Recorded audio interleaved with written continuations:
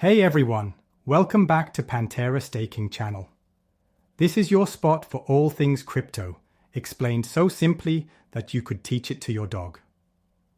Today's episode is perfect if you've ever thought crypto was only for tech geniuses or weird internet people.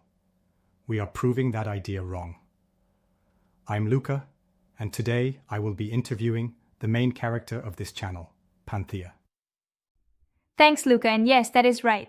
I promise, there will not be any confusing jargon or boring lectures in this video. This is not some far-fetched future tech anymore. Real people are using crypto every single day, and there are even memes about it everywhere.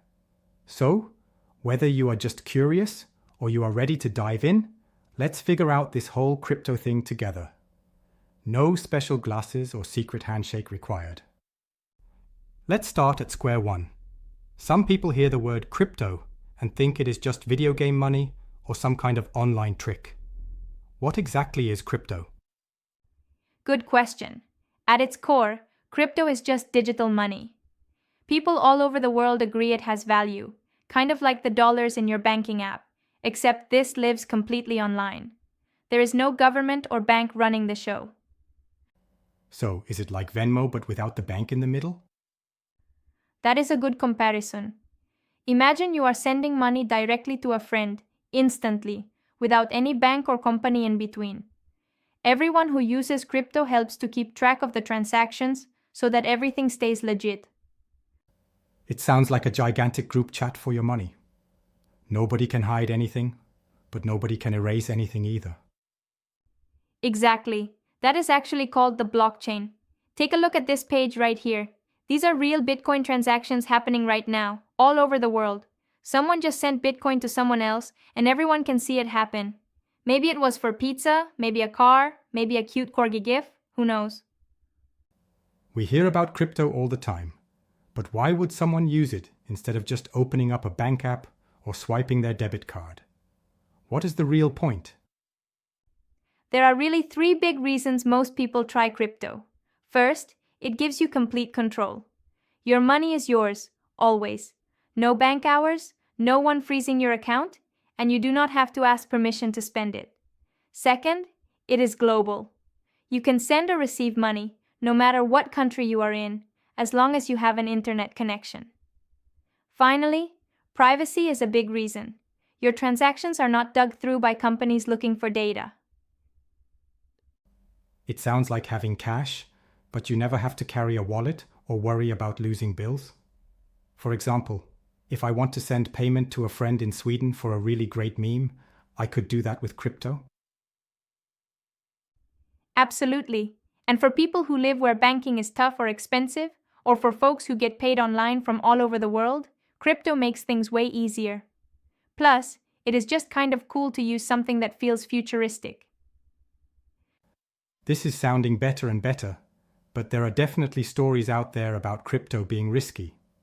Hackers, scams, people losing all their money, or weird Facebook messages from distant relatives. Is crypto actually safe? It really can be, as long as you pay attention. Think of it like traveling to a new city. You are totally safe if you know where the potholes are, and you pay attention to what is happening around you. And if you are looking at your phone instead of your surroundings, someone might hand you a banana and call it gold. That is so true. Here are the basics for staying safe in crypto. Do not answer messages that promise you easy money or wild returns. Never share your crypto login information with anyone, not even your parakeet or favorite cousin. Finally, always use official and well-known platforms, not some random link from a stranger. Here on this page, you can see some common scams. If you ever feel unsure, search online or ask someone with crypto experience. Let's say I am convinced and want to actually buy some crypto. What does someone really do, step by step? It is surprisingly easy now. Like opening a new checking account, you pick a trustworthy exchange in your country. Coinbase, Kraken, and Binance are a few big names. You make your account, link your bank the same way you would for a shopping app, and now you are ready to buy. So, I do not need to buy an entire Bitcoin, right? Those are expensive. No way. Most people just buy a tiny share. These are called sats, short for satoshis. You can think of it as buying a single slice of a giant pizza, not the whole thing. That sounds delicious and also affordable. And right here, you can watch the prices, learn about different coins, and keep track of your own slice. A lot of people think crypto is just for rich people who want to buy sports cars or for investors hoping to get rich quick. How are regular people actually using it? There are so many real uses. If you look here, you will see people sending money overseas for way less than what a bank would charge. Freelancers all over the world are getting paid for their work with crypto. People are buying apps, games, even music from creators. Nonprofits now use crypto for donations, so they do not lose money to fees.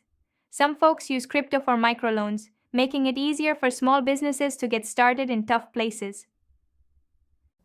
That makes it sound a lot more practical. It is not just about dreams of getting rich, but helping people do normal, everyday things. That is right. Just like email connected everyday people all over the world, crypto is changing the way we all use and move money. So, the crypto world has its own language and inside jokes. Why does everyone keep saying things like hodl and to the moon? Can you give us the basics on crypto slang? The crypto community loves to have fun with language. HODL actually started as a typo for hold, but now it means you hang on to your crypto and do not panic sell. If someone says to the moon, they think the price is about to shoot up. A whale is someone with a huge amount of crypto, and when they make moves, everyone pays attention. Online spaces like Reddit's crypto section are filled with memes, jokes, and all the latest trends. So it is basically like joining a club, where everyone uses moon emojis instead of secret handshakes. Exactly. The culture is part of the fun, and you will learn everything quickly if you hang around the community and keep an eye on these meme pages. Let's wrap it up with the big question. If someone brand new is watching, should they actually jump into crypto in 2025? Is now the time? Yes, as long as you take it step by step. Only put in what you are completely comfortable with, and see this as an opportunity to learn how money and technology work together. Even if you start small and just explore, you will be much smarter for it. Maybe you will help your family understand crypto or be part of the next big trend. So one day I could buy a pizza, and years later people will ask me if I still have the $1 million slice? Maybe. At the end of the day, crypto is not just hype. It is a way for regular people to have more say in how money works on the internet.